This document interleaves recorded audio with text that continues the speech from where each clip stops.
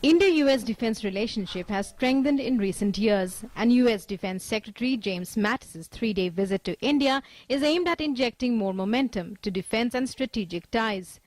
Defense Minister Nirmala Sitharaman held bilateral talks with James Mattis on Tuesday on defense and strategic ties, including on countering terror safe havens in Pakistan and strategy vis-a-vis Afghanistan. After the meeting, the Defence Minister clarified that India will not send boots to the ground in Afghanistan and will continue its development and reconstruction efforts in the country. India's contribution to Afghanistan has been for a very long time and has been consistently on developmental issues.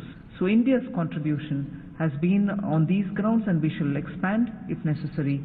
However, of course, we've made it very clear that there shall not be boots from India on the ground.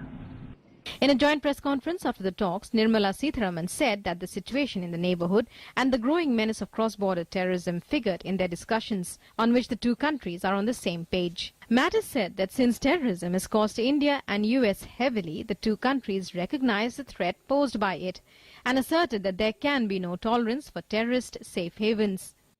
The situation in our neighbourhood and the growing menace of cross-border terrorism were discussed in depth. We both recognize the importance of holding those who use terrorism as an instrument of state policy to account and to dismantle the infrastructure that support terrorism. Our two countries recognize the threat that global terrorism poses to people throughout the world.